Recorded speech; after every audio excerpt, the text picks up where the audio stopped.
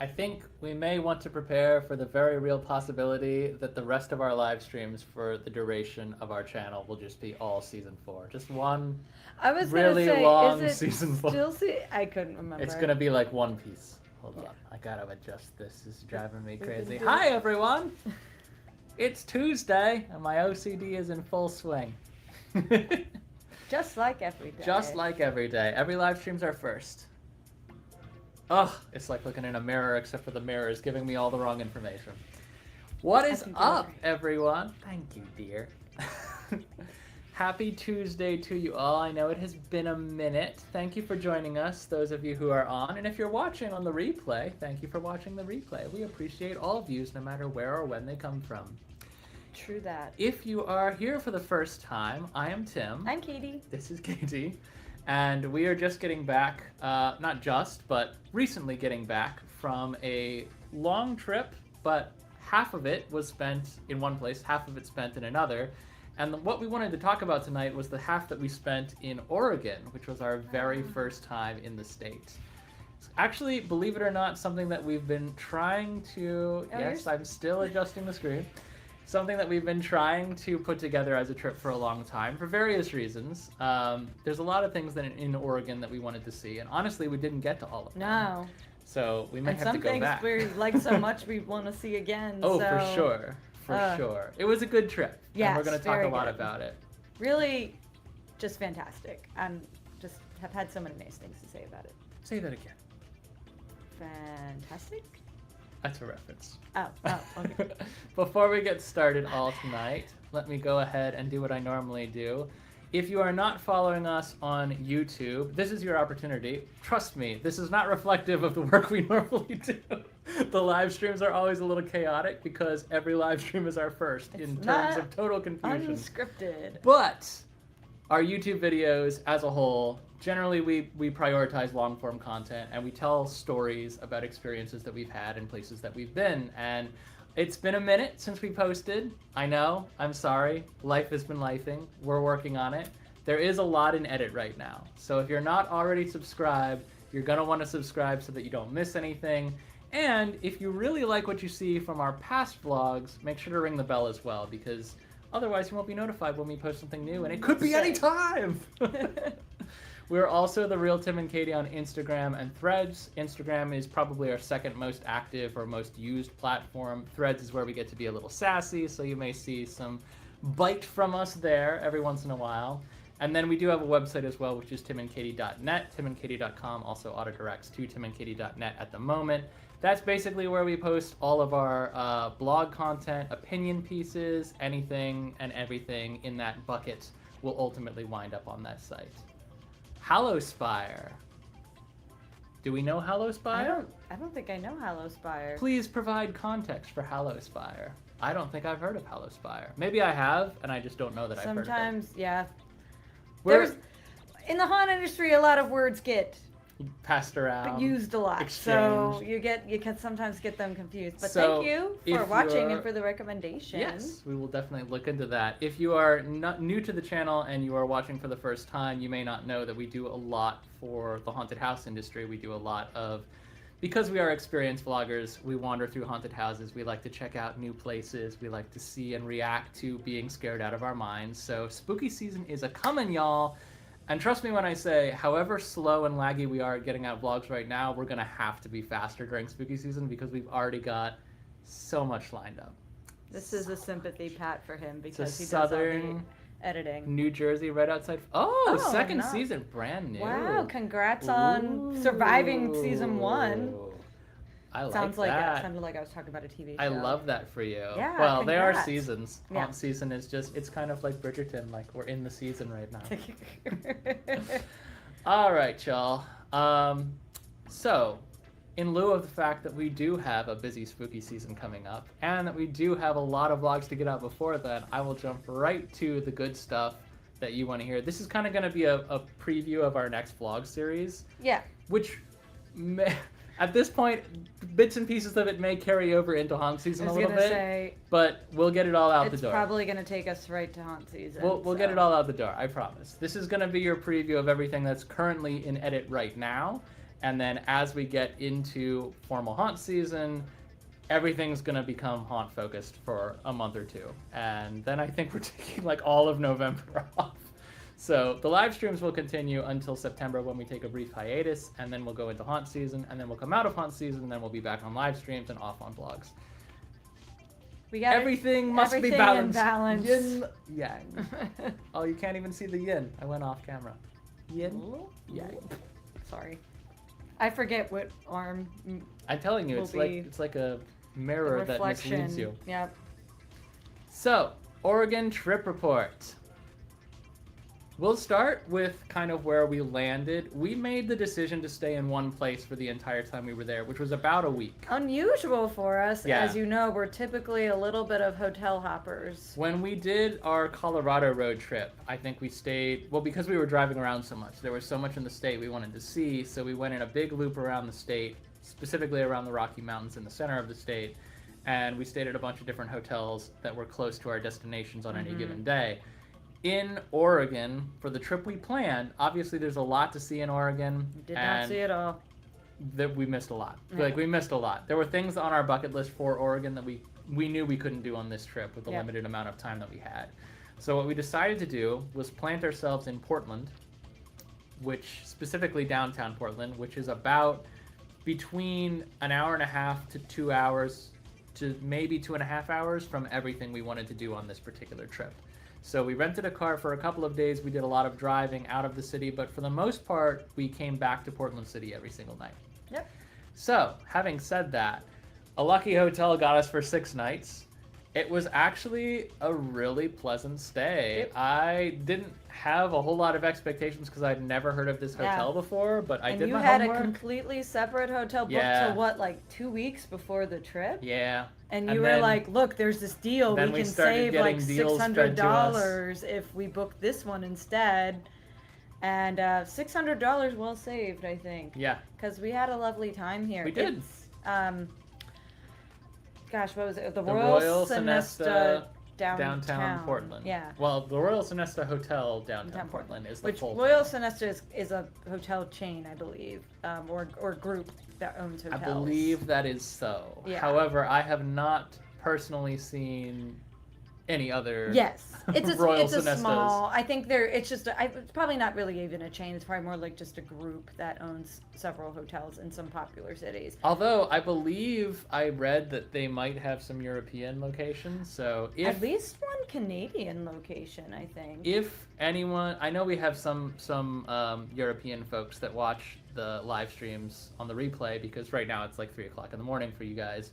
If you're watching from another country and you've heard of the Royal Sonesta or the Royal Sonesta brand, and you have a Sonesta or any sort of Sonesta adjacent hotel in your country, let us know. We would love to know about it because we joined the rewards. We had to join the rewards card, to get all the discounts and bonuses. It was totally worth it. Yeah, it's a free program. But now we are like points. full-on Royal Sonesta members, and we have a lot of points because we stayed at this one hotel for 6 nights. So.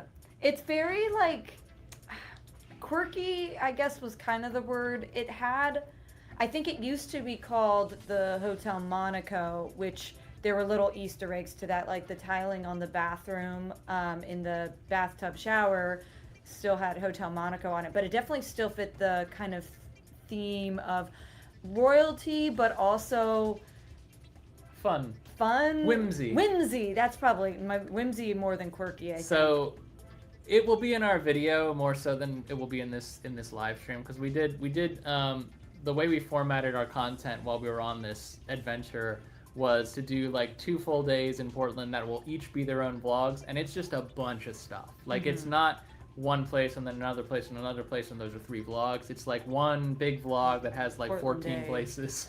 So the Sonesta is part of one of those 2. And you'll see as we walk around, like there's a lot of like animal figureheads. Yeah.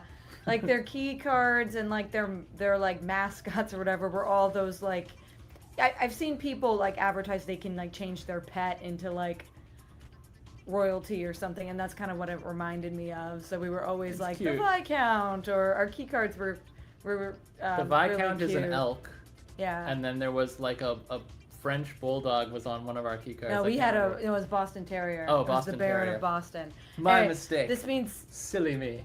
well, I think in the video we show at least like a clip of the key cards and whatnot. Yeah. But pretty nice. Like it's not, the room we had was plenty of space for 2 people. I won't say it was overly spacious, but it did have like good closet space, places to put our suitcases. I got to fully unpack because we were staying there for 6 nights. The bathroom had, you can kind of see it there on the side, they had shampoo, conditioner, and body wash in the shower, as well as liquid hand soap, which for those of you that travel, often the bane of our existence is bar soap. One, it dries out your hands. It never feels great to like use the toilet and then grab Bar something soap. like that. So anytime, any hotel that has liquid hand soap is a winner in my book. It was comfy and cozy. We had most hotels have independent climate control, but we're talking like on the wall mounted, like the digital thermostat. We could get the temperature exactly where we wanted it. It's an old hotel, so like the bones are very historic, but the interior is very modern, and they had a lot. It seems like they had fun redesigning it. I honestly haven't seen a whole lot of hotels like that's this. what it felt like. It definitely had like some history, but when it was remodeled and redone, it wasn't just like gray and white and modern chrome fixtures. It still has a lot of personality. I think it has a lot of personality. So, definitely would stay there again. Would recommend it. The location. That's what I was gonna say. We could spend forever talking about the hotel, honestly, because it was a nice stay and we had a lot of fun. But it was close to where mostly central walking to distance everything. From where we wanted to see. There were a couple of things that we grabbed a Uber or something for in the city, which we had planned for. But and the one kind of thing to know that is if you do have a car. Parking at the hotel is expensive. It's valet only and something like $55 per night. But there are garages and parking lots very close by, and they do not mind if you don't park your car with them. You just... we straight up told them, hey, we have a rental car for 3 days. We don't know if we're going to be parking it here. And they said, totally fine. Most people use garages nearby. Yeah. And there is one, within like I think 2 blocks. 2 blocks. Was we could see our hotel from the entrance. For all 3 days, parking in that garage it's a 24-hour garage, so like overnight, the amount that we spent to park it, get it back in the morning, and drive where we wanted to go for 3 nights was cheaper than 1 night at the Sonesta. That's the only way that the Sonesta is really, in my opinion, gouging though, because the rates for the rooms are actually incredibly reasonable. Yep. I think it's honestly one of the For the price, I think it was one of the better hotel stays that we've had. Yeah. So I do want to call them out for an excellent job. And it's pet friendly as well. Yeah, we saw lots of puppers. It was cute to see them going in and out. And they did give you coffee service, complimentary coffee service starting at 7 a.m. which was nice for some of those days. So sometimes we were heading out earlier than that, though. We kept waking up at 5 in the morning. Our bodies were still on East Coast time for the Yeah. entirety of this trip. So when we woke up at around like 5 in the morning, sometimes at the latest. Yeah. And then we would go to bed around like 7 or 8. And then we would, but it worked every day except the first day. That worked out in our favor. The first day we woke up, everything we wanted to do was closed for like 3.5 hours. We had to wait. And we were like, I'm hungry. And yeah, breakfast at the hotel wasn't even open until 7. like 7. Yeah. So concierge was very helpful. There's someone on site at concierge 24 hours. So if you were, late, we had a very early checkout. Someone was there to help us. So really no complaints about the hotel. Had a great stay and would recommend it for anyone going to the city. As you said, the point of the hotel that we stayed at was to be central to everything we wanted to do. And there's a lot to do in the city of Portland. Now, I will say, the stuff that we knew we wanted to do, I think we looked at it and we were like, 7 out of 12 of these things are downtown. So we chose to stay downtown, and that meant not exposing ourselves to much of the uptown or just outside town type areas, where I know there's also a lot of cool stuff. Yeah. Downtown is very urban. Like it's much like any big city. There's a bit of trash on every street corner. Yep. There's a lot of hustle and bustle. There's intermittent traffic. We pretty much did all walking, with the exception of, like you said, a couple of things that we needed to lift to because it was just too far or there wasn't pedestrian access. Mm-hmm. I don't think we really had any trouble. There were a couple of things that we wanted to note that we will talk about later when we get to like the good, the bad, and the ugly. But as a whole, I mean, when we checked in, we asked concierge, like, I know this is like downtown, like, is it especially safe? Are there areas to avoid? And they said they gave us maybe one area that was a very small radius that they thought we should avoid, but everything else, and that wasn't where we were going to go anyway. Yeah, there's Old Town Portland, which is a little bit seedier and a little bit more of a reputation.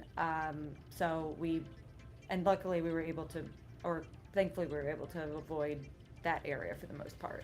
But downtown has a lot of things to do. So even if you're not staying there,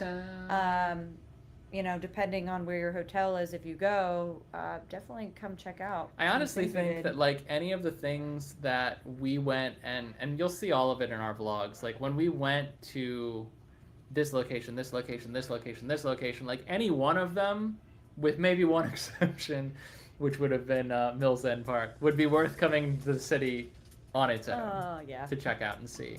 So I would say, like, don't gloss over downtown just because it's downtown, because everything we did was downtown and we had an awesome time. But keep your wits about you, because like any city, there are dark corners and you need to be safe. Just pay attention. This is a view that we almost got. Many of these photos in the slideshow are not our own. You'll see like a bunch of photos that I pulled from like tourism sites and whatnot, and then you'll see like some of the photos that we got as our own to compare. But we did want to keep, number one, we didn't take as many photos as we did video because we were out vlogging all day, so we only had so many photos to work with. Plus, number two, we wanted to keep a couple things under wraps. True. And our iPhones are not the newest iPhones, and they are not that great at taking pictures. We did get, so this is Mount Hood, right? Yeah. So we did get a shot of Mount Hood outside the city when we were flying in, which was way really cool. What you're seeing in the distance there with Mount Hood, it's actually a dormant volcano. So when we flew into Portland, we actually flew close enough to it that I think the wing of the plane was about level with the tip, which is very rare for a domestic flight. It looked really close. It was probably a lot further away than it looked, but we were at eye level with it, so we got some great pictures from the plane. It felt like we were circling it on a helicopter like we did with mountains in Hawaii. It was really cool. And then the city of Portland itself is seated between a couple of different mountains. Yeah. I mean, the two most famous are probably Mount Hood and Mount St. Helens, but there's lots of other ranges and whatnot. I think we're going to talk about some of the things we did, so I don't want to get ahead. But yeah, lots of, you are not far from stayed in, I mean, I might speak out of turn here. You're not far from State wilderness, state parks, maybe some national parks too. It's definitely, it's a city tucked in, surrounded by awesome nature. And it's pretty cool how, like, as I say, the city, like any city, is quite urban. It's dense. It is very concrete heavy. And then maybe 25 minutes outside the city is just so lush and gorgeous. Green forest. Even, and we'll talk about this a little later too, but like one of the things about going when we went in the dead heat of July was that Oregon, like many wilderness heavy states, is subject to wildfire conditions, and it was quite dry out there, but because of the nature of the way that Oregon is positioned and the way that the mountains surround it and all the rainwater falls down off the mountains, it still maintains quite a bit of like lushness. Like, yeah. Oh, the forests were so is lushness green. a word?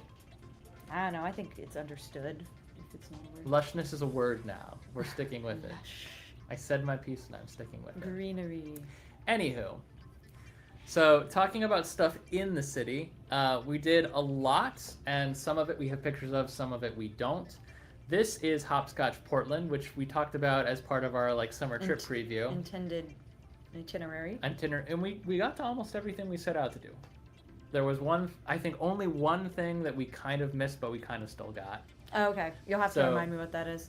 But as far as the stuff within the city itself, Hopscotch is an immersive art experience, which you know we love. We've done Otherworld, we've done Two Meow Wolves, and we've done, what's the one in Amsterdam? Amaz, or Amaze, yeah. Amsterdam. And Hopscotch is very much in that same vein, except that it's so, I would say, child-friendly as compared to those other installations. Not that they're not child-friendly, but like... it's... Hopscotch definitely has areas that are tailored towards family engagement. Yeah, maybe more family oriented. I wouldn't say it's like I wouldn't say it's exclusively for children. No, it's not like a children's museum, but No. it's definitely geared around being able to experience art and color and light and sound. It's definitely meant to encourage, children to explore and see things and see the art and experience the art. This is one of their big exhibits that they have pictures of everywhere. And I should say too, when you go into this experience, much like every other experience of its kind, professional photography and videography is not typically allowed, but shooting with your cell phones is a-okay as long as you're not getting in anyone else's way. So we did go like right at open, and we still had to contend with some families coming with young kids that we tried to keep out of the shots as much as possible. But in general, like, it is as advertised. Yeah. This is their big ball pit. They also have a quantum trampoline, which is really fun. Not quite as bouncy as I expected, but that's probably for safety. Yeah, probably. Yeah, for safety. So we took some shots walking around. I'm telling you, there's a lot more video than there is photos when talking about this trip. So we took a couple of shots here and there, but you'll see a lot more from our vlogs when we actually post them. And this was really fun. This was maybe like, honestly, I think like an hour and a half tops. Yeah, like, I think it was... We put a bunch of different things on the same day for 2 days in a row. Yeah. So like we knew we couldn't spend all day here, but we did spend at least that. Yeah. And I believe, you can correct me, I think Friday nights they do like an adults only. Yeah, the frustrating thing is it used to be Friday and Sunday nights was adult only, and we flew in on a Friday, so we missed it on Friday night for adults only. But Sunday we had originally planned to go. Now it could be adults only and a total madhouse. So hey John, don't take our word for it. We still were able to see stuff. You can also explore it. Kind of like with the other art, you can explore at your own pace. You can go back and look at something again if, something was busier. So you can spend as much time as you want here. They also have food. They have a bar. So you can make more of like I would say maybe like a half day out of it, but probably not more than 2 hours. I think as 2 adults, we moved through it pretty quickly. With kids, they could get stuck in any one room for forever. They could be in the ball pit for half an hour, So there's a lot of... we're going to be posting some Instagram content as well. There's a lot of like fun walkthrough. There's a lot of lights and colors and sounds to play with. Everything is interactive. Everything is also art. So like you do have to be kind of careful about how you interact, and there are guidelines posted as to gentle touch versus more hands-on, but it's a really fun place to spend, as you said, maximum half a day, but you could probably make half a day out of it if you've got a whole family, especially if you have little ones that want to wander around and see everything. We also made it to Ravens Manor, which may have been my favorite thing we did in the city. Like, genuinely, this image is a hint at what the experience entails, but if you're a Haunt fan, you are doing yourself a tremendous disservice if you go to, I would say, even the state of Oregon. If you go to the state of Oregon and you don't visit Ravens Manor, what an experience you've missed. Yeah. It's a spooky themed bar, and unlike many other spooky themed bars that we've been to, they really, like, I can't even quantify the amount of money that went into theming. Like, it is so immersive and fun. It's like dining inside Disney's Haunted Mansion.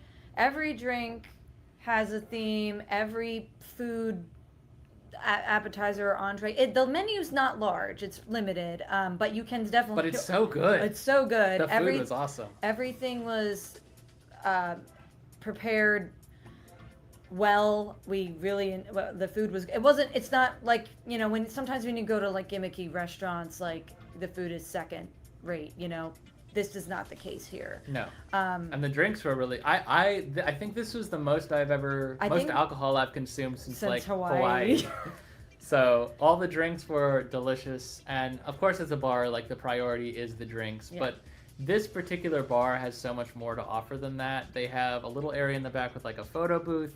They have the elixir mixing experience, which I think is the real highlight. Now, I will say, we tried to book the elixir experience, and it's sold out. Like, spots go so quickly. We just happened to be visiting around the time of their 5th anniversary, so they had a big to-do, and everyone was trying to get in, and we were lucky, I think, to get a reservation at all. Yeah. So we took what we could get. We were not able to do the elixir experience, but we did get to walk around and take video. They still got a lot of our money. Yes, that was on. I will say that was maybe the most expensive meal we had, and it was mostly drinks, but the food that we had was also really good. It was still really good. And they were very camera friendly. They don't want you using flash in there, obviously, because it's a very dark, ambient mood. But as far as like taking pictures with your phone and whatnot, as long as the flash stays off, you're good to go. And that night, it may change depending on how busy they are. That night we had 2 hours for our table time. Yes. So similar to Casa Bonita, like, you have a set amount of time at your table, but then they say like you're welcome to wander around after you're take done. Pictures or whatnot. So I think we were done with like 15 minutes to spare. I took my time though. Like, we were trying drinks, we were enjoying the vibe, we were go down to the bathroom, check the bathrooms theme. We were the bathrooms that was the scariest bathroom hallway I have ever. And not like because it was messy or like it was immaculately clean, and the place is very well cared for and well tended. But then, like, you go into the bathroom and it's like spooky music and lighting. It's a cultivated, curated murder bathroom. Yeah. Like, it's designed to terrify you, and it does. And then when there's no one in there, you're like, hello? There's also, I'm not going to tell anyone what they are or how you stumble onto them, but there are jump scares in the bathroom as well, which I thought was a nice touch. Yep. It's really cool. I can't recommend the experience enough. And hopefully we'll... And wonderful staff. We talked to a lot of them. They all seemingly love their jobs. I think they enjoy it. A lot of transplants working there as well, like from out of state. So we talked to someone who came from our area. Yeah, so that was fun. So very cool. And we have a lot of food to touch on because Portland is such a culinary-oriented city. So Ravens Manor is really just the tip of the iceberg on that front. We went to the Midtown Beer Garden. We went to Voodoo Donuts. We'll be talking a lot about all the different things we tried. Towards the end, we decided to kind of sort it into a category of food on its own, since that's a big part of what makes Portland, I think, a tourist destination. Yeah. So outside of Ravens Manor and all the fun stuff we did at Hopscotch, we also did things like the aerial tram. Now, this would have been our view on a clear day. Unfortunately, we got on the aerial tram on a cloudy day where we could still kind of see Mount Hood in the distance. We actually, I really wanted to see Mount St. Helens, which we were able. Yes, it's funny. we were able to see both. Like we got on it as early as we could in the morning and spent like it takes you up to a observation deck at the hospital, up the hill slash mountain. Yeah. But by the time we were coming back down, the visibility was already so much worse. You could no longer see Mount St. Helens. So we did get to see it. I saw it with my eyes. My camera tried to capture it, but it was still really cool. And this is a neat touristy thing that you can do. The funny thing about the tram is that it didn't start as a tourist attraction. It was actually built as to like get a commuter. Yeah, so there's a I don't know what specific building it is, but there's a medical campus at the bottom of the hill where the tram station is located, and then the same hospital system runs the big hospital at the top of the hill. Yep. So medical staff will use the tram all day, every day. They get a free pass as part of their employment at the hospital, and there's like a huge.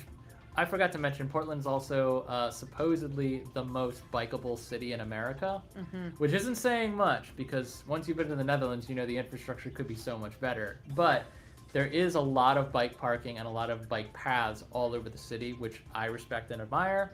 And the tram has a dedicated parking lot just for all those bikes. Yep. So and the bikes can actually go on the tram with you, they too. can, yes. I think they allow up to 10. I think it's like 10 bikes. There's a limited or amount 5. of space inside the tram. It's not like a funicular that has a long belly, but it can hold a significant amount of people. They're bigger gondolas Than they look. They're kind of like a capsule pill shape, look like a little space pod. But yeah, very, very cool. It's also not that expensive to get a round trip ticket because they have people on the trams operating, so like they'll have someone ride up with you, and the person who's on the tram is giving like all the tourist sites to see. So like at some point this became very much a tourist attraction in its own right, in addition to just a commuter. Which meant they could form of charge for it, transportation. and it's $9 round trip per probably person. paid off by now. Yeah. But the hospital has a lot of very pretty outdoor gardens. It's almost like a mini museum. There's a lot of art, there's sculptures, so you can spend a little bit of time up there. There's also free public restrooms up there if you need to use them on your outs and bouts in the city. So you wouldn't think that like a hospital is like a tourist destination, yeah, but like it kind of is, like, because I think they knew that people would be taking this tram for the views, and when you get to the top they have something for you to see up there too, which is kind of nice. This, I'm reminded of something that happened while we were up there. Keep in mind, it is a hospital, so there you may run into patients or other staff, so just make sure you're respectful. We actually had a patient was enjoying some respite in a garden. The garden is while we kind of were a up recovery there. area too. So like, the patient did speak with us in a very like hope you have a lovely day kind of thing. So just, it is a hospital and it is a place of work for a lot of people too. And on that note, I will say too that like the people we met across this whole trip, be it the servers or the concierge or just people we passed on the street, like everyone was so nice. I don't think we ever encountered anyone who gave us a hard time about anything. Everyone's really helpful. No one was giving us the stink eye for filming anything, which, is not uncommon, but I appreciate when it doesn't happen. So I would say Portland is a very friendly city to tourists like ourselves. Downtown, you do have to keep your head on a swivel to some extent, but like it's pretty safe. Yeah. And I think that like the people that live there love living there, and you can tell that the people who build small businesses there, like Ravens Manor, Memento Mori is another one that we went to. It's a charming little spooky themed cafe. They truly love the area that they live in, and there's something to be said for that. We don't have any pictures, and it probably won't be in our vlog because I think I only got like maybe 10-15 seconds total. But we did happen to visit during Portland Pride. Yes. So we got to see fun happenstance. Literally, I mean, it swamped the place. Like, it was really busy downtown. All the rooms in our hotel and all the surrounding hotels were actually sold out. So we were very fortunate to get in on the ground floor, not the literal ground floor, but like before people started booking, we knew we wanted to do this trip in this way, and we made early reservations. It was very fortunate that we found a deal on rooms 2 weeks before and changed hotels. Yep. Because the one we got was the one we were definitely supposed to be in. Mm-hmm. But it was fun to be there for Portland Pride as well. We got to see a little bit of the parade. We got to participate in the festival a little bit. And we honestly, I don't think we've been able to make it out to any of the local Pride events near us. So that was kind of a happy accident. Yeah, it was lovely. Very fun. We'll talk a lot about more of the food and a few of the other places that we visited for like dining in Portland as well. We also made it to City of Books, Powell's, which is a very famous, supposedly the world's largest used bookstore, used and new an independent bookstore as well. Mm-hmm. Very cool. Even if you're not going to buy anything, it's worth going in there. It's a lot of fun. Cool. But at 35 minutes, I think we should move on from the city because there's other things still to talk about. And just, I don't know if it's been said, we vlogged every single day of this trip. Which was a rarity for us. Never happens. In fact, I think on like the third or fourth day, you looked at me and you're like, we've been vlogging every day. Are you not sick of it? Are you burned out yet? Fine. So. Usually, and this is a kind of an open secret, but usually when we go on a trip, we do like maybe 2 days of vlogging and then 1 day off, and then another 2 days of vlogging and then 1 day off. Helps us keep the energy up because as much as we are ourselves in the camera, like you do things a different way when you know you're being filmed. So there is a little bit of a facade. It's still us. Like we just have to like amp ourselves up to be energetic and entertaining on camera. And it's just funny because usually in the live streams we're telling you about all the stuff that didn't happen on camera, and really we caught a lot of it. So everything except me constantly flubbing lines that I was like, I think I'm gonna say this, and then I do it, and then you're like, you didn't say that, and I'm like, huh? I thought I did. No matter. Because jet lag eventually catches up with you. Yep. Speaking of. So the primary reason, there were many reasons, but the primary reason that we planned this trip to begin with is because for the longest time we have wanted to make it to a charming little place called Enchanted Forest. Enchanted Forest is actually located in Salem, Oregon, so it's about an hour and a half outside of Portland. It really wasn't that bad a drive, especially as early as we did it, because as we mentioned, we were waking up at 5 in the morning. So what we did was, for the first 2 days, 3 nights, we didn't rent a car. We were just there Ubering around when we needed to, mostly on foot. And on the evening of the second or third day, we walked over to the Enterprise downtown, which has its own private garage and its own location, close to Voodoo Donuts and the waterfront. And we got a car for 3 nights, and we took that car and we parked it in a garage near us because I think the Enterprise closes at like 3:30 in the afternoon. Or 4. No, Enterprise closed at 4 o'clock in the afternoon. So to keep the cost as low as possible, I booked from 3:30 on one day to 3:30 3 days later. That will come back to bite us at the end of this story in a couple more slides. But for the most part, it worked out brilliantly. So we were able to take a car, put it in a garage so we could leave whenever we want. We weren't dependent on a valet to go fetch it for us at 5 in the morning. We got up at around 6, got through the shower, walked over, picked up our car, and drove to Salem, and we mapped to this charming little place called the Sassy Onion for breakfast. Yep. We were looking for like a local diner, and that's exactly what we got, and it was so good. And it was only like 10 minutes from Enchanted Forest. Yep. So Enchanted Forest, as you see here, it's small, but it's wholly immersive. Yep. Like, from the moment you go through the gates, you're like, I can't believe there's more park. How is there more park? And you keep so winding tucked your away way in through. the woods, Yeah. and it's just beautiful woods.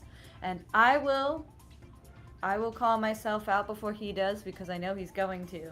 Because of the size of the park and the fact that we're adults with... Are you going to keep doing that? The fact that we're adults with no kids and no strollers or anything like that, I assumed if we got to the park at 10, we'd probably be done with it by 1 or 2. The park stayed open till 6, I believe. Maybe 5. It's not a very long park day. We did stay till pretty much close. I think it was maybe 15 minutes till close by the time we left. So some of that was to do with, we did have a couple of longer waits for some of the bigger rides. I think around 30 minutes for the two biggest attractions, Yeah. the thrill attractions. in the And park. then we did backtrack a little bit because we wanted to film some of the main sites without as many people and especially children enjoying them. So we went on a Monday, but it was a Monday after school's let out. So that was our when I was planning the trip, I was like, I think the crowds are going to be lower on a Monday. Let's try to go on a weekday. Which they probably were They lower were, than yeah, like yeah, on yeah. a Saturday, but they weren't low. No, It was summer. it was quite busy for a Monday. There was at least one summer camp there, maybe two. Enchanted Forest, Which very awesome much. place to go for a summer camp. Oh, yeah. To be honest, like, Oh yeah, jealous. I would have loved that. Enchanted Forest very much targets not so much the family demographic as a whole, but definitely more so the younger Yeah. audiences, It's which is about- fine. Like I yeah. think that there's nothing wrong I mean, with the fact Roger that Tofty built it for his children and grandchildren. So that's what I was gonna say. Is that it's special because it's handmade. Yeah. There's a few attractions now that were supplied or supported by international providers and manufacturers, but the original, like There we standing go. structures, the fairy tale vignettes were all the things the park's known for, Yeah. pretty much. And are- we would have come to this place if there were no rides. Yes. If it were just walking around and looking at some of this stuff. Absolutely. But this is what the original park was, and has maintained for, over 50 years, right? Mm-hmm. So, It's been a while, and unfortunately, the man who built it all, Roger Tofty, we went into the museum, we saw him his original concept art and the images of him pouring concrete himself with What? 3 other people. this guy had so much artistic vision He was a and hero. creativity. If he had the budget of he basically was just like Oregon's Walt Disney. He had so much imagination and creativity, and I'm sure he just put his whole budget or whatever into this. And unfortunately, he passed in February of this Yeah. year, which was only a few months before we went to visit. When we planned the trip, which was a year ago. We thought it might be cool to see him roaming. We knew as he often was like did. Dolly Parton. He would spend every day in the park. He would Yeah. roam through, and it would have been fun to meet him. But we did meet his daughter. Yeah, So that was totally cool. by incident. And I think the family is still very much involved in the park. So It's absolutely gorgeous, and you can tell that it's handmade. When you walk through, some things seem a little bit more awkward and not like they were Yeah. shaped with a mold, but they were shaped Yeah. by And someone who was but actually the carving. Despite the fact that things are handmade and some of these creatures and builds are decades old, they're still going through and making sure things are safe. If it's one of the structures you can climb on or get inside, that it's safe. And the paint jobs are it seems like they're refreshed probably at least every year. Everything still looked very vibrant. It did not look like, we go to some theme parks that are owned by very, prominent, rich companies, and it's like, when was the last time this thing was painted, When was the last time King's Dominion's parking lot was paved? Yeah, when, everything looked very well maintained. So that was nice. I will also say that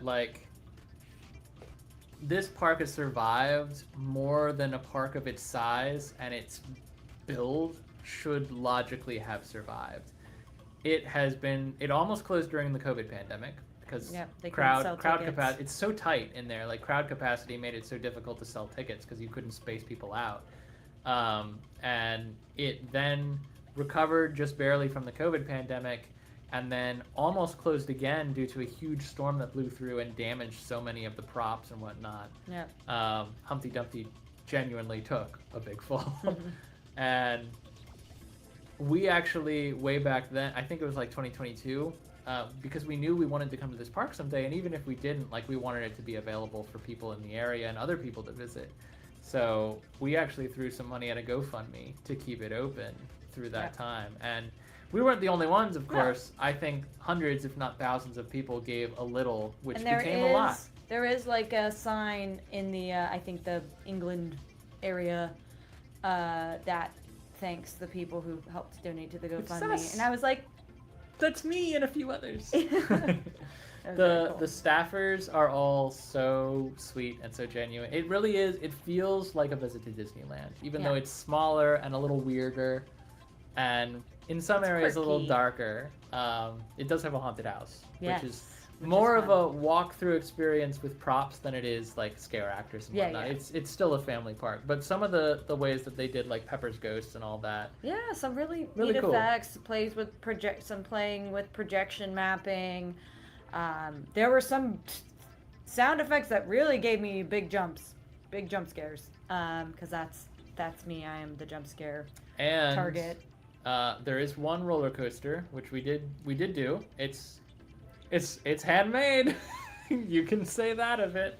Of the roller coasters we've done, it is one of them. It's a little bit more rickety than the Matterhorn at Disneyland, which if you've been on the Matterhorn, you might hear that and go, which is the correct reaction. But a coaster credit is a coaster credit, Yeah, and we did it. and the scenery, the mountain that was built around the very cool. We're seeing if you have the constitution to ride roller coasters, I recommend doing it.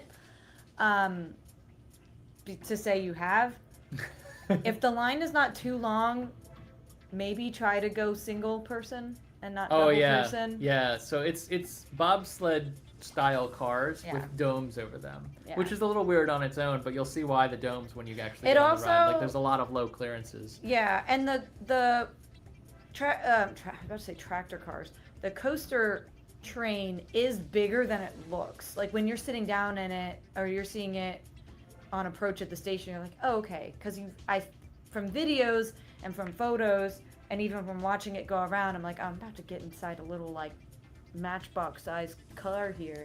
I looked at them like little eggs. Yeah, but But they're fun. Yeah.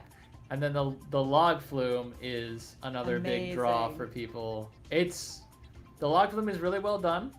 It is technically a coaster credit. It does have a Some steel waterless track section that goes up and comes back down, or Good. reverse, A goes nice- down and comes back a up. nice down and back with that. It is some- listed on Roller Coaster Database, so Yeah. I'm counting it as a credit. But be forewarned, it is broadly known as one of the wettest in the United States, and I can Big attest. splash. I can Big attest. splash. You do not get off dry. Doesn't matter where you sit. Doesn't How you matter balance the boat. how weighted or unweighted your boat is. You are getting wet on that attraction. So worth it for, I think, thrill seekers for a couple of different rides. There's a dark ride as well, which is newer, and that's one of those laser shooter rides. Of the laser shooter ride, so I had fun with it. There's still a lot of handmade props inside. Yeah, that's it's one not- piece that's not handmade not, on its own, but It's not just like shooting at a screen. In Yeah. fact, I don't think there was hardly any screens in there. It was mostly props, animatronics, the music. It was cool. and my Liked it. favorite thing I think that we experienced there was probably the live entertainment. Mm-hmm. The musicians were really talented, and also I'm counting the water show as part of the live entertainment as well. It's an entertainment. It's offering. automated, but it's live. Maybe you can like file that under entertainment, not live, because the water is not live. You were live watching the water though. I was alive. There were live people watching the water. Mm. There were. Mm. Yeah. Elsewhere, so we went to Salem for one day and one day only. We did get to try a diner down there. We got to walk in a park, which was fun. That wasn't part of our video, but the Enchanted Forest was the main reason we went out there. When we say the wilderness, we're not exclusively talking about the wilds of Oregon, Yeah. where nothing We weren't is like backpacking out paved. there. Yeah. But I wanted to lope this all into one category because we dedicated 2 full days just to hiking. Yeah. Because this was another reason we wanted to go out there. Specifically, as many waterfalls as we could fit in 2 days. Yes, sir. Multnomah Falls, even if you've never heard of the actual fall and you've never read that word anywhere, you have no idea what kind of waterfalls are in Oregon, I guarantee you've Probably probably seen a seen this photo. picture. Yeah. This is probably the most famous waterfall in the United States, outside of maybe Niagara. Which the best parts of Niagara are on the Canadian side. It's true. So. But Multnomah, I think, I think on paper it's the most visited waterfall in the United States. Whether or not it's the most famous might be a matter of opinion. Multnomah is where certain scenes from Twilight were shot. There's a lot of I'm sure other films as well. yeah, North Pacific. A lot of movies have been filmed outside of Multnomah Falls, or use Multnomah Falls as a stock template behind actors against a green screen. It's a famous place for people to get married as well. It's definitely the most Pacific-looking waterfall. Yeah. I think that we've. And pictures do not capture the scale because you're missing part of the second cascade with this one. But I will say every picture of the falls turns out well. Yeah. I took like 1,000 and they all look exactly as good. This was our first waterfall. We think it was our favorite as well, but there were others that were still very much worth seeing. This one's just so impressive. It's also very accessible. It is probably the most accessible. Asterisk. Accessible meaning if you have mobility issues. Yes, if you just want to see the waterfall. Young kids and you don't feel like doing 7-mile round trip hikes. If you just want to see the waterfall, you can park. Now, also, it's important to note that during certain times of year, including the time of year that we went, time parking passes are a requirement. You cannot use the lots if you do not prepay. They will not let you in to go see the waterfall if you don't have a pass. Yep. So you have to. I think it was some piddly amount. It's like $2. So it wasn't bad at all. But within that window, we had to park. We didn't have to leave within that window, but we had to be parked within that window. If we'd left that window, we were there at the point where there was nowhere out front because we were there right at the beginning of the day. But once that time window had elapsed and we came back to our car, we saw people were being turned away because they had not pre-reserved parking. Yeah. So it's less so about the money and more so about reserving the slot so that there's enough parking available for the people who really want to be there and planned ahead.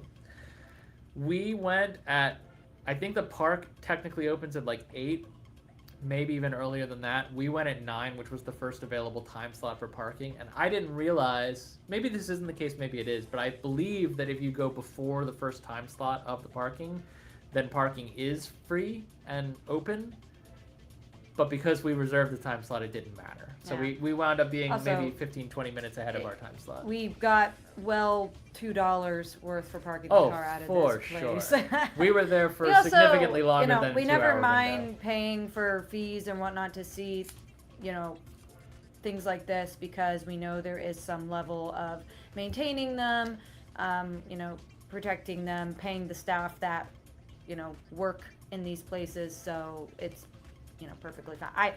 In fact, when you told me how much it cost to park there, I was like, what?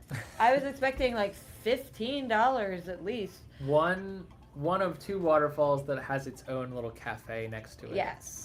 That we're aware of and that we visited. Yeah, so they had a restaurant. There was like a whiskey tasting going on when we were there. Technically, there's public restrooms indoors, but unfortunately they were closed during our visit, so we had porta potties only. Yeah. But there is like a big lodge there where you can eat, where you can shop. They give you maps of the park and the surrounding parks. There's a nice nature center right there. Volunteers are there to answer your questions. The walk to the bridge. So you're seeing the falls from the bottom right now, and you're not even seeing the whole falls because there's actually 2 layers to it. Did you have another picture? I might have. Oh, you're right. Okay, so on the left you can see that's the lower falls, and that's the view you get if you don't want to walk any further, go up any stairs, go up any higher. That's what you can see. Yep. Which is the most famous view probably because it has the bridge and it has the 2 cascades. And that is maybe a 2 or 3 minute walk. Yeah. Like from the parking lot to there is maybe 2-3 minutes. Yeah. It's very easy to get there. It's also pretty easy to get to the bridge, which is another maybe 5 minutes. Yeah. So the bridge you're seeing in the background is accessible. Yeah, and the bridge is a technically paved kind of sort of ramp up. There were some chunks missing from the gravel or but more pavement, accessible than but anything we hiked saw after. some people with canes and whatnot walking up there. Some people taking their time, so you can get up to the bridge. To get to the top, which is also what we did, is another story. Yeah, that is a significantly more arduous hike. So it's all paved, which makes you think it's going to be a lot easier than it is. I'm very thankful that it was paved, but it's not paved evenly necessarily, so I still wouldn't necessarily recommend it for someone in a wheelchair. No, I would recommend against it for anyone with issues. We started that hike, so from the bridge to the top of the falls, which all you're getting to really is the top of the falls, and there's an observation platform over the falls where you can look down and see how far you've come, and it is quite a bit of elevation gain. I can't remember the exact footage of the falls itself, but I know that we had 11 switchbacks to the top, and it took about an hour and a half. They did not count all the switchbacks either, or at least sometimes we would turn a corner and be like, is this a switchback? And then we'd see the count and be like, oh, that one wasn't. There's signage on the corners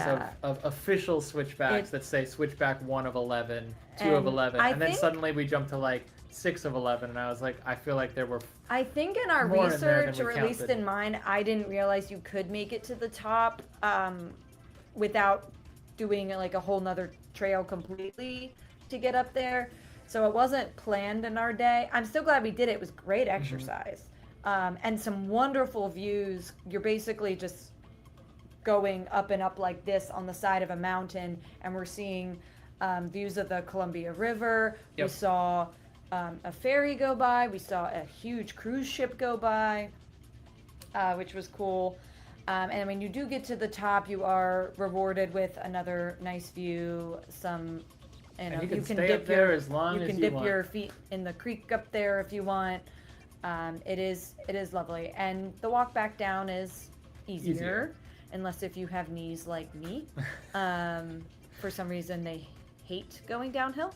It is tough on the knees going down. Yeah. It's a little tougher on the quads and the hammies going up, but it's still, I would say, easier going down than up. Oh my gosh. And I would also say that this, as Katie said, we didn't plan on doing the whole hike when we got there. We didn't even know we could.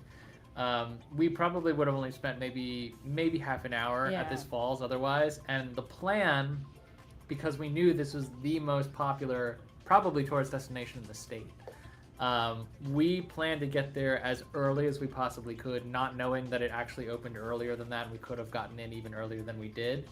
And this was part of a long day of other waterfalls and tourist destinations that we wanted to see driving around the state. Yeah. So what you're seeing on the left-hand side is Multnomah Falls. What you're seeing on the right-hand side is nowhere near Multnomah Falls, except in that it's, drivable from the falls. Yeah. That's Vista House, or Crown Point of Vista House specifically. Vista House itself was inaccessible to us at the time.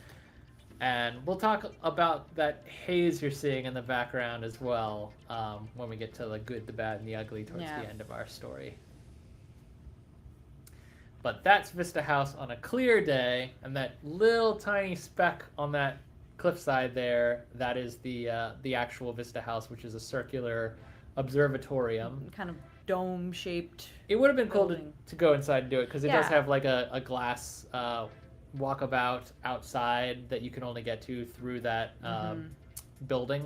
But unfortunately, it closes for high winds and other weather conditions, and we did have some weather conditions that day that were made it. I think even if it wasn't necessarily unsafe, it made it less reliable. So they just closed out of an abundance of caution. Yeah. Now, we also, on a different day, did a lot of waterfalls in one go. The Trail of Ten Falls is in Silver Falls State Park, which is about 2 hours away. What wound up being probably 2.5 hours back, because by the time we found the parking area closest to the falls we wanted to start with, we'd added another half an hour to our drive in and out of the city. And this is the thing that bit us, because as we mentioned earlier, when we had to return the Enterprise rental by 3:30, the location closed at 4. There is after-hours return, but we knew we were flying out literally the next day, and if anything went wrong, we were going to get stuck with a big bill. So we had to get a car back at a certain time, And this is an almost 9-mile hike if you do the whole thing. Yeah. Typically, it takes people about 3 hours 45 to 4 hours 15 to do the whole loop. When we got there, we thought we might be able to do the whole loop, but unfortunately, due to a variety of factors, including weather and bad feet, I was going to say ankles, but no, it's the whole foot. We ultimately were like, you know what, maybe it's better that we don't push our luck with the car. The 5-mile circuit. You can see 10 falls if you do the whole trail. 10 we falls? We saw 7. Depending on the time of year. Yes. Well, yes. There was a fall. Technically, our last falls was was more a very of a sad trickle. fall. It was more of a trickle. It did fall. It was a legal fall. It was more of a, like, instead of like a fall, it was more of like a stumble. Oh no! So this one that you're seeing here, I believe this is North Middle Falls or Middle North Falls. Middle North Falls, because this is the one. Yeah, I think this was the second walk behind one. I think. Third. Oh, this, the third? This was the one where you can see that's the cave right there. Oh, see, it looks a little different. Some of them do look similar. The ones that were, and mind you, also this is a photo that I pulled off the internet, so like this isn't necessarily reflective of the flow we got on that day because during the drier season, the water doesn't flow quite as well. But fun fact about Silver Falls State Park. It's actually, I did not know this until we got there, a temperate rainforest. So it rains there several times a day, no matter what the weather is outside of the environment. I can now fully say that I've walked through a real rainforest and not just the rainforest exhibits at the zoo and the aquarium. Yep. Which is cool. I didn't know I'd be able to do that. And it is humid. Yes. It's way more humid than anything else we encountered in the Pacific Northwest. So even though we kind of started out with like some jackets on, or at least you did, very quickly it became unnecessary to have them. But this is Speaking of really the yeah. And we thought that because some of the vlogs we saw of Silver Falls that it was going to be a lot wetter, especially around the falls, but it does make a difference what time of year you go, and maybe we could have done some more research for summertime. I don't know if it's ever going to happen because a lot of times we're trying to explore new places, but if we ever went back, I would love to see it and be prepared to see it in the rainy season, because as impressive as the waterfalls were in July, I'm sure they're just even more impressive and booming when they're being fed by a lot of water or snow melt. There are 10 falls total if you do the whole loop. You can short it the way we did and do roughly 5, maybe 5.5 mile loop. Yeah. Which is still a long walk. Yeah, like that's still a big hike. It's pretty gradual. There's some areas that are a little bit steeper and some that have stairs like this, but it's made to be accessible. It's not meant to be something that is gated access to like a certain type of hiker or a certain hiker that's it would been definitely describe it as overall a moderate level difficulty. The Multnomah hike to the top, I would say strenuous. Yeah, I would say paved higher, but strenuous. Moderate to difficult. I don't think at any point on this hike we were like, I'm barely hanging on. No. It was mostly the humidity that was kind of getting to me. The humidity was a factor. Every so often it would rain. So when you go, like, you just expect you're going to get rained on. But the waterfalls themselves, there were 7 that we were able to see on the shortened hike. 6 of them were glorious. You could tell that there was meant to be a little bit more flow in some of them. One of them is actually named Winter Falls because, as it turns out, it's only a falls during the winter. And that's the one I was referring to as a stumble. It was kind of a bummer that wound up being our last one because of the way we shorted the hike. But if we had continued on, we would have seen 3 more. And honestly, like, it's hard to outperform Multnomah for what we had seen the previous day. So we were just happy to see whatever we could see as much as we could see them. The forest, again, just lush, green, yeah, very it's not lively. Just the falls to look at. There's a lot of, like, you can hear cliff texture, birds, seabirds. There's definitely a lot of wildlife in there. We thankfully didn't encounter anything, larger than a bird or a squirrel or a chipmunk. We did see a bear on this trip. From our car. From our car, yes. It was on the road. Unfortunately, we did not get it on camera, so no Nope. one's ever going to know that we saw the bear. But we saw a bear. We swear we did. It ran, like, literally it was doing, like, a tumble roll down a hill, straightened out at the bottom, ran across the road, and then just, tumble rolled threw over a itself guardrail. over a guardrail. And that was the bear. Yeah. And so when we found out that, that obviously, the woods are where bears live. So, like, we should have thought about this beforehand, but only then were we like, oh man, we've got like a long hike through an environment that bears definitely live in, and we do not have any repellent. We don't have any air horns. So we just need to be kind of cautious about minding our surroundings. And I don't know, maybe the bears weren't as common in the temperate rainforest. I wasn't really... Maybe not.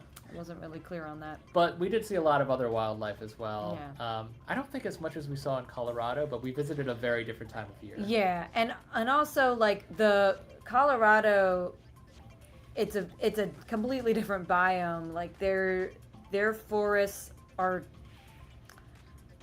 I don't want to say not as green, but it's a lot more rocky. Yeah. And there's space, and you can kind of see things more. And the mountains had a lot more rocks and like kind of almost more, not quite deserty, but you could see like longhorn sheep on the rocks.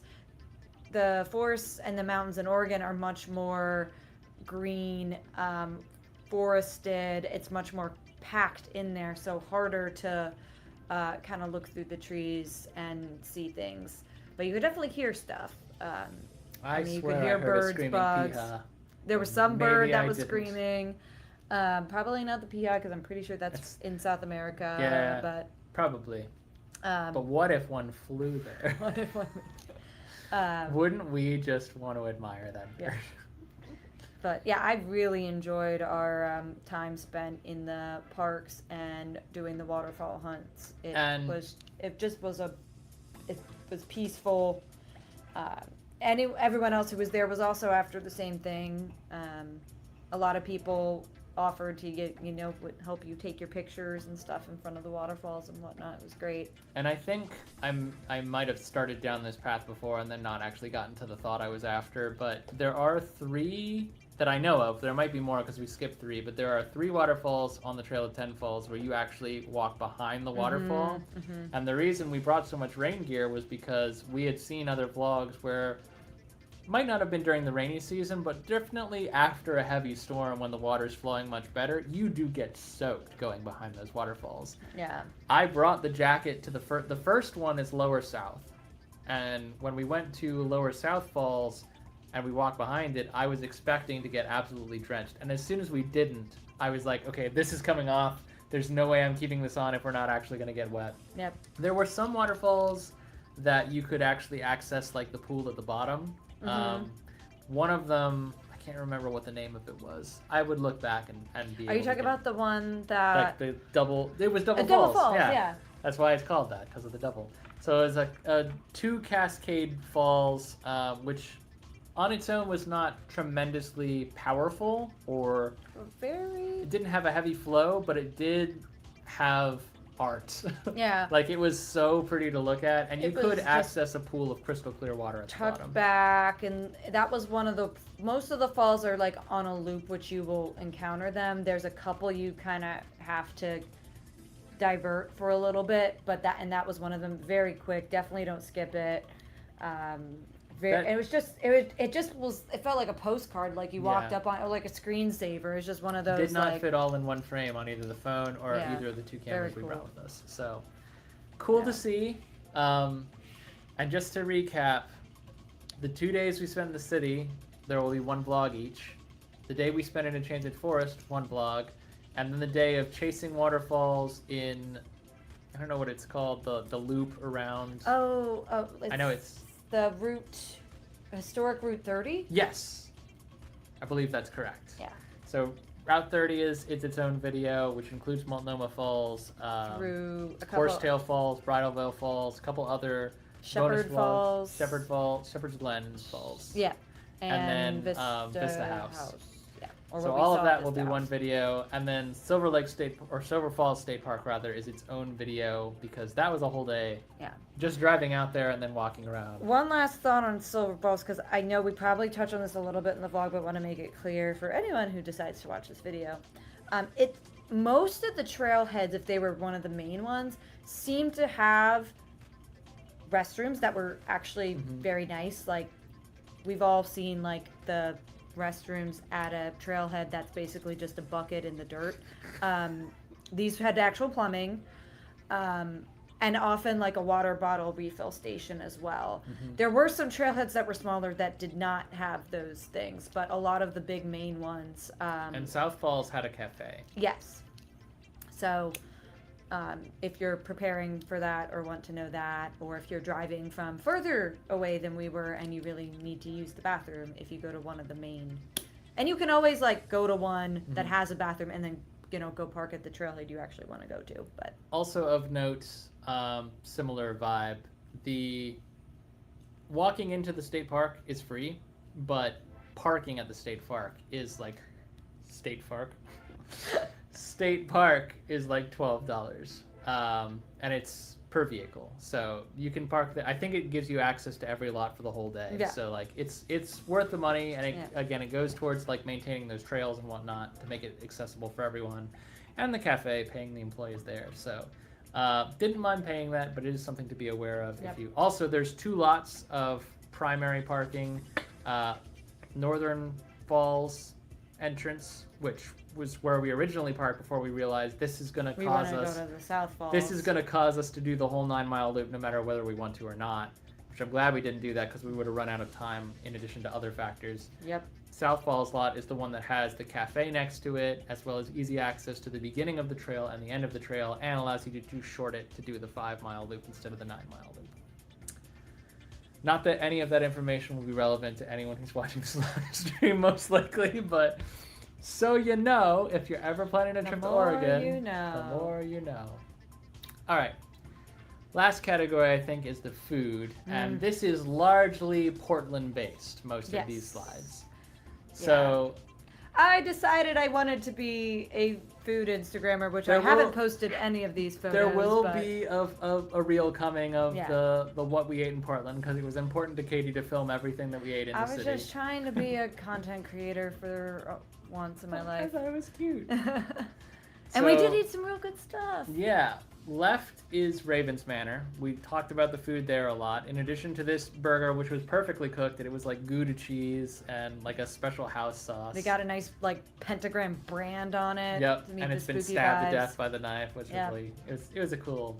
Everything is themed. Everything is themed. Everything was on theme. Yep. So in addition to that, we also got like a fried shrimp platter that was really good. Yeah, like some bang bang shrimp. We did this on the right there is a kitchen called Queen Mama's, which is only open. It's like a Mediterranean place, but it's only open like 3 days a week for like 3 hours each, and it's right around the corner from Midtown Beer Garden. So a lot of people go to Midtown Beer Garden, and eat, and go home. Only tourists know about Queen Mama's. A lot of them are. A lot of tourists find it, and I don't know. I think you just found it. Like you were just like, where can we eat where we can walk to? So we arrived on Friday evening. It took maybe 40 minutes to get from the airport to the hotel, mostly because of the traffic, not necessarily because of the lack of availability of ride shares. Yeah. But when we got there, we were like, okay, on our coast right now, it's like 9 o'clock, and we haven't eaten since like noon. So we knew we would need a place to eat. I was just scrolling through Google Maps trying to find something near the hotel that I could actually make a reservation. And my rule is when we're traveling, like I don't want to eat at a Panera. Yes, so it couldn't be a chain. It couldn't be a chain, at least not a local, or like a national chain. Yeah, something else like because Panera, you eat it in the Pacific Northwest, it's the same as you eat it on the East Coast. Now, if there's a local chain that's specific, Sassy Onion is a local chain. Yeah, but you know when you're in California, you eat In-N-Out Burger. You know that's just the rule. Oh, we had Jack in a Box too while we were out there, which is the first time we've had Jack in a Box. Yeah. So you found this, and you're like, I think it's Mediterranean. And I was like, I would definitely go for some Mediterranean right now. And we did. It is a small dining room, and we did. You were able, while we were at the airport waiting for the Uber, to make a reservation, which was probably a good idea. I would highly recommend reservations for this place, just because and when we say small dining room, we're talking like I don't know, our 10 tables? our apartment size dining room, like maybe 10 tables tops, like that. There was and some of the tables were 2-seater tables, so and that might be part of why they're only open for like 3 days a week or 3 nights a week, because they're mostly open for like lunch and dinner, but late lunch at that. But it was really good. You had shawarma, chicken shawarma, I think. No, and I had this. Was it shawarma or was it masala? No, shawarma. Okay. I had masala another night. That's right. You had shawarma, because this is like Middle Eastern Mediterranean, as opposed to like Greek Mediterranean. And I had jarish, which was like this oatmeal porridge. You're not late, Kaylee. You're right on time. We're talking about the food. I had this like oatmeal porridge that was so good. It was called like, I think it was like beef and I don't know. It was delicious. I will definitely order that again. Yeah, that's my only regret about this night, is I was like, man, we probably could have shared something. They had on their menu it was a lamb shank that was like this big, and we must have seen. Hold on. How big? It was like this big. Which is big for a lamb shank. Yeah, which we must have seen like every other table besides us order it. But it was very popular, and I was like, how many of these they got back there? But we did not order that, which probably missed out on something really good, but we couldn't even finish our entrees, so there was no way. The other thing about our hotel, we could have really requested a microwave and a fridge, but they are not by default in any of the rooms. So there's no extra charge if you do want them, but to get it for just one meal, when we checked in and we were like, man, I would love to have this, but like also I would have to get 2 appliances brought to my room. Like a lot of times we were kind of out and about, like we would have maybe breakfast at the hotel or something and then go out and about, so having to like come back and like eat the food and and also, you know, it doesn't matter, fries are never going to taste as good the next day, so we didn't take many doggy bags pretty much anywhere. But we also, I think, were a little bit more reasonable with our portions after that. We didn't know. We thought it was plates. The plates had depth. So left is breakfast at Sassy Onion. Sassy Onion. Right is Luc Lac Vietnamese. Yeah. Which also, those portions were huge. I think there was rarely a meal that we didn't leave something behind, because portions throughout the entire city were so big. So big. Technically Sassy Onion's in Salem, but the same thing applied. It was... Like that was, what was on that plate, that was technically a half portion of what we ordered. Yep. Because we ordered 2 entrees, and then we said like we're probably gonna split them, and the waitress, who was also a hostess, just split it automatically. Yeah, had the kitchen split it, which was really nice. Which was very sweet. And that's like home fries with sunny side up eggs, with the buttered toast, with the country fried steak, and pancakes, which are out of frame, but. Yep. That was a significant breakfast. And then we went for a walk, which was a good idea, before we went to Enchanted Forest. Luc Lac is a Vietnamese restaurant in Portland that was actually recommended to us by our hotel concierge, because we did ask for some recommendations. And this did seem to be popular with some locals too. So and there's no reservations, it's a wait list, or not a wait list, it's a walk up only. So because we were so hungry so early from being up so early, we didn't have any trouble getting in, which was nice. Very, very good. The left is from the beer garden, which the Midtown Beer Garden is not actually beer specific. It's a whole bunch of food trucks, and I want to say maybe like 20 of them. Yeah, at least. All lining the perimeter, and it's so many different types of food. Like you could literally get anything your heart desired in that area. They had Italian, they had more shawarma, halal. You have a hero here. So some more Mediterranean, hero, Japanese, Chinese, a coffee. Little cafe truck that was only open till like 3. Yeah, we ate here at least twice. And on the right is Queen Mama's again. Yeah, That was that's the falafel. That falafel was so good. That's why we When couldn't I- finish our entrees. When I got falafel at Busch Gardens, Williamsburg, like a week and a half later, I was like, why did I order this? I had already had like the best falafel ever. And Well, so to be fair, we disappointing. ordered like everything that was left in the Yeah. kitchen at that time. But Yeah, really, really good falafel. So, I think that's the last food slide. But in summary, like the food in Portland is a huge part of the city's experience. And definitely something for everyone. Yeah. We had really good pizza I while we were there. hate to drag one place to lift up another, but just to provide some contrast, like we are in and out of Richmond fairly often, and most recently I think we went to the city for a convention.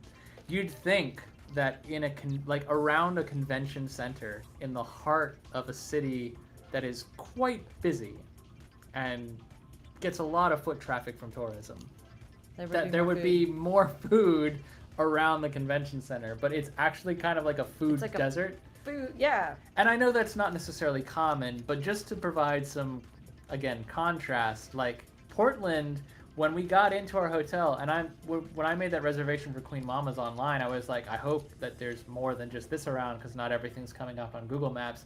I'm not even kidding. You could not go one block without finding another local restaurant near our hotel. So we went to the places we went. Some of them were planned, some of them weren't. There were a lot of happy surprises and happy accidents as we were wandering around the city. But as compared to other cities that we've been in, Portland is probably one of the biggest foodie cities that I think we've ever been to, except for New York. Like, and New York might I be doubt comparable. we even scratched the surface there for some places. But I was really pleased with a lot of the food we ate. And yeah, you would think... I know, and I know there's food in Richmond. I've been to Richmond restaurants, but like right around that convention center, we just kept walking. We're like, surely something will come up, and it was like the only thing we could find was the hotel had like a Starbucks or something. And Every I was time like, no we go, way. we've been to that convention center I think only once, but we went for 3 days, and every time we went there, we were like, I kind of want to drop this into the video that we're making so that people know, but like also it has nothing that you can't really blame the convention for that. No. That's Richmond's fault. Yeah. So, hi Karina. Hello. Anyway, All right. not spending the rest of this live stream dragging Richmond, but Portland as illustrated You will by not everything we starve talked in about. Portland. You will not go hungry. Yeah, is there's plenty of stuff. a culinary adventure. There's vegan stuff. We went. The Memento Mori Cafe was vegan, delicious, great treats. Anyway, you will not starve in Portland. You might not save a lot of money depending on where you go, but you won't starve. It's not always cheap, but it's good. There is good value to be had though. Yeah. All right, ready it's for time to talk about the good, the bad, and the ugly in reverse? We do it in reverse because we like to end on a good note. So here's the ugly of the trip.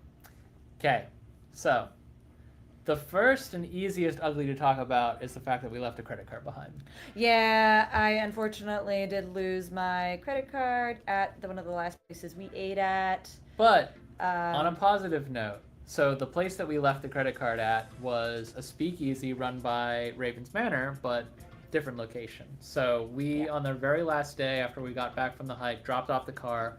We're like, we have, 5-6 hours left in Portland. What are we going to do? Well, Raven's Manor told us about this charming little custard shop, which also has a secret password to get into a speakeasy. And we were like, well, obviously we're doing that. So we went to Black Cat Custard, which was delicious. Then went on to the speakeasy, which was directly adjacent, and it's really cool. It's a genuine speakeasy that has a secret entrance that you have to know the password to get into. It's on their Instagram. They want you to come visit, but you have to play by the rules. We have a reel coming soon that we'll talk about the speakeasy a lot as well.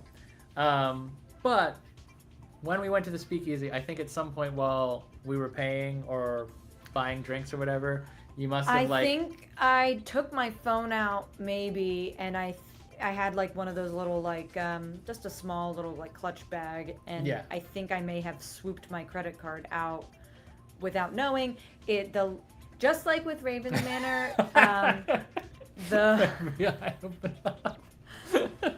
just like with Raven's Manor, the speakeasy was, and the custard shop, all spooky themed. Lighting was kind of low, so I probably just didn't see that and didn't hear that it fell on the ground. But I will say that if you can only do one, go to Raven's Manor. I was concerned that it was lost somewhere on the streets of Portland, which would have been a lot worse because... We'll talk about why in a second. Well, anyone could have found it, and not everyone is a good Samaritan. So, it was found. We unfortunately did have to leave very early to go back to Baltimore, so we were able to contact them and ask them to destroy it so that I could request a new card. So, all good. I do, not that they'll ever hear this, but I am grateful for the staff of the Custard Place and Conspirators Lounge for finding it and keeping us up to date on that. And I didn't tell you about this at the time because you were kind of in a panic and we had other things to worry about. But when I called the Black Cat Custard, because again, they're connected by a secret passageway, right? So Black Cat Custard leads directly into the Conspirators Coffee Lounge. But you have to know about Conspirators Coffee Lounge to get to Conspirators Coffee Lounge because the only way in is through a secret entrance. So when I called and asked, like, we may have left a credit card over there, I wanted to know if anyone had turned it in. The guy on the other end, who's a barista at the custard shop, goes, yeah, absolutely, let me check in. Did you leave it on the custard side or on the secret side? Secret side. And I was like, would have probably been the secret side. And he's like, okay, I'll be right back. It's really cute. Like even, and they were so kind, and they did they did sweep the place for the card after close. Unfortunately, as Katie said, that was well after we'd gone to bed because we had an early flight, and we were in Denver by the time they called back and said we found it. But they were very sweet about it. Yeah. Thank you, Karina. Hope you're having a good night too. Yes, thank you. Thanks for joining.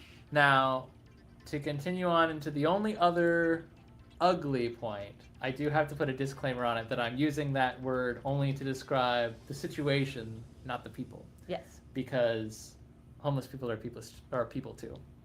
But it should be noted that within the city of Portland, I think we may have seen some of the largest number of displaced or unhoused citizens that I think I've ever seen in a city.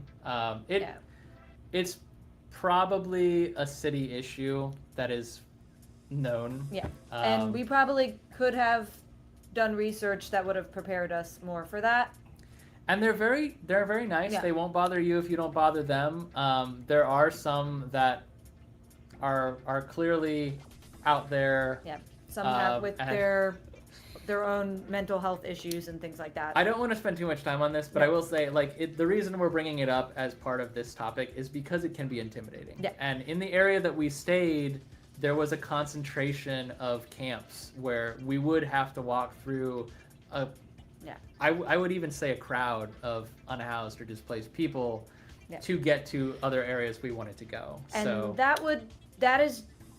it is not to deter you from visiting. It's a really cool city, a lot to offer. It's just part of your research, and if you're watching this video for research purposes or for knowing it, just like with any major city has this issue. Any city can have this issue, or they can have issues of pickpockets and things like that. And we had no problems with that. My credit card was not taken from me on the streets or anything like that. I'm the one who left it behind somewhere. You just have to be smart. And being a tourist in any city, you should always be smart. Always be on a swivel. Yeah, we're thankfully traveling together. So if he's looking something up on his phone on a street corner or navigating, I'm looking all around us for cars, for people, for falling pianos. Who knows? And vice versa. That is, I think, a good takeaway from any trip to any city. I didn't know about this. Known for violence in Portland. We didn't experience any of that. No, we did not experience any of that. We did not see any violent acts by any people. We didn't even, honestly, the only people we saw yelling were the the free Bible course people. Yeah. Which they aren't violent, but No, like, they're just trying to get your attention. yeah. But aside from that, I mean, it's still a very accessible city, and we didn't have any issues. But that is part of the reason why when we lost the credit card, we were like, if it hit the street, it's gone. Because there's so many people who, rightfully so, would pick it up and probably use it before even thinking about turning it in. Which, that's on me for losing it. But we found it. But we found it, and there were no weird charges. It was just a rough end to our trip, but it turned out okay. I was mad at myself because I hate being irresponsible and losing stuff like that. But of the things to lose, it was replaceable and it was found. So indeed, worst come to worst, I would have just had to cancel it and get a new one, which is annoying. But anyway, we definitely won't linger anymore on that. It's mostly an awareness thing for you guys if you're ever trying to visit. Yeah. The bad, which is better than the ugly but not good, is that we were visiting during wildfire season. Yeah, so we did have some. I'll go back to the slide we visited earlier to showcase the visibility. So this is what the view of the river is supposed to look like when all is well. And if we go back one slide further, what you see Katie there on the balcony lining the outside, that's what we actually had, which was a lot of haze. We did have 2 beautiful days before the haze set in, but by the time we actually did our hiking, we were getting a little bit of wildfire smoke. Yeah. So it wasn't actively blazing near us, which was nice. No, and we still got to do basically everything we wanted to do, except we mentioned like Vista House itself was closed. You could still go up to the point. There were it looks like we're alone. There were plenty of other people taking advantage of it as well. Oh yeah. Part of being a creator is finding those select angles where you can make it look not as busy. Yep. But it's everywhere we went was busy. I mean, people love visiting the Pacific Northwest with good reason. It's beautiful and there's a lot to do. So, but that's kind of it for the bad. That was pretty much it for the bad, and the good is pretty much what we've been talking about the entire time. Yep.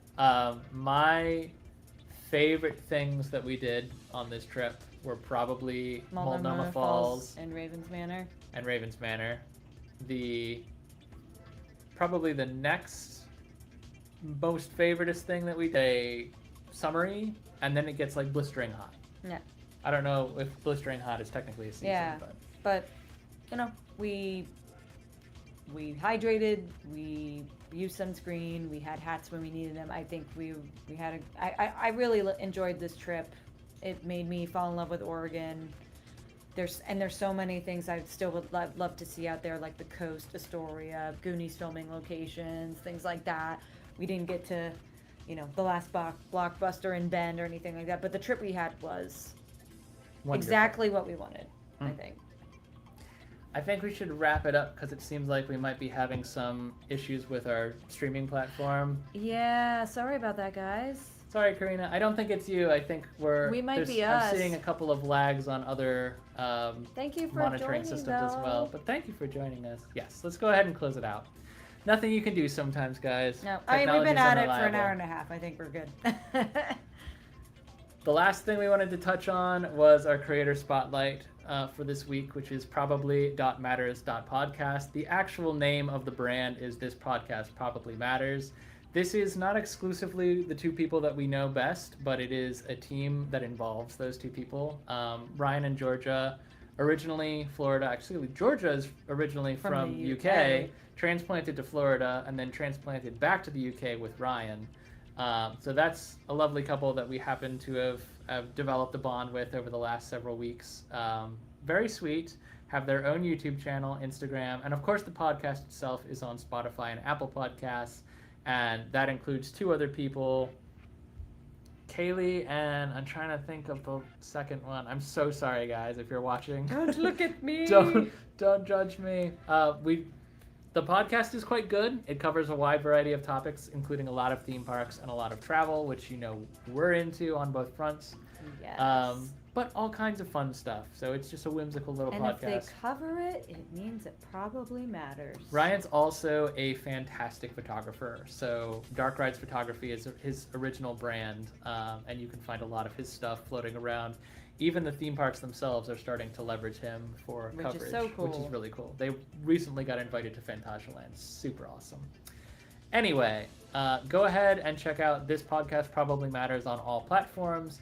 The tag titled here is for Instagram, which is where you can find their links to everything else. So probably.matters.podcast. If nothing else, you can start there and work backwards. Our next live stream will be on August 18th, which is 2 weeks out. That will be the second to last live stream before we take our hiatus for the spooky season. We will be very busy during spooky season, so you'll see less of us on live, more of us in vlogs, and then when spooky season ends, it'll be the reverse. You'll see a lot more of us live. We'll probably be sleeping a lot on the weekends trying to catch up for all the lost sleep over spooky season. So, there's more stuff coming. I'm sorry we're behind. We may still be... I'm looking at the amount of work I have to do, and I might still be behind this week. I can't promise anything, but I promise that there is stuff in edit currently that I'm excited to share. There's a lot of stuff in the can. It's a lot of work to put together. The select vlogs that we have right now require a lot of post and a lot of voiceover and a lot of other things. But they're coming. Yep. They're in progress. So for anyone who joined us tonight, thank you so much. Sorry about any issues with the stream going out.